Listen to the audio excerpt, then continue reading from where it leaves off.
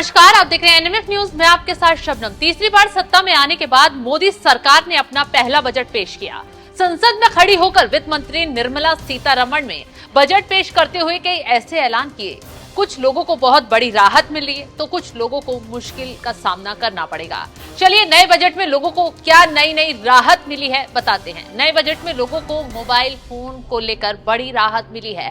भारत में mobile phone manufacturing पिछले कुछ सालों से तेजी से बढ़ी है। यही वजह है कि भारत में मैन्युफैक्चरिंग के बढ़ावा देने के लिए सरकार ने कस्टम ड्यूटी में कटौती का ऐलान कर दिया है।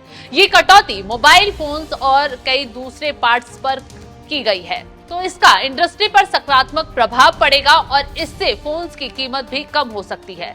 तो तमाम चीजों पर सरकार ने छूट का ऐलान किया है। 7 चीजों पर कस्टम ड्यूटी घटाई गई है और 2 चीजों पर बढ़ाई गई है। तो चलिए क्या महंगा हुआ है, क्या सस्ता हुआ है, ये भी बताते हैं। क्या सस्ता, क्या हुआ महंगा? मोबाइल फोन और चार्जर सस्ते होंगे। प्लास्टिक प्रोडक्ट्स के दाम में उछाल आएगा।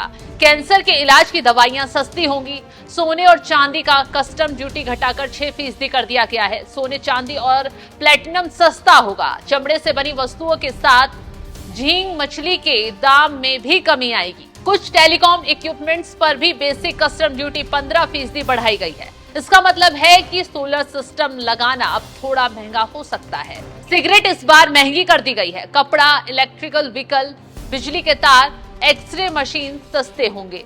तो अब एक बात और समझिए कि कस्टम ड्यूटी कम होने की वजह से मैन्युफैक्चरिंग कॉस्ट कम होगी, जिसका फायदा कंज्यूमर को मिलेगा।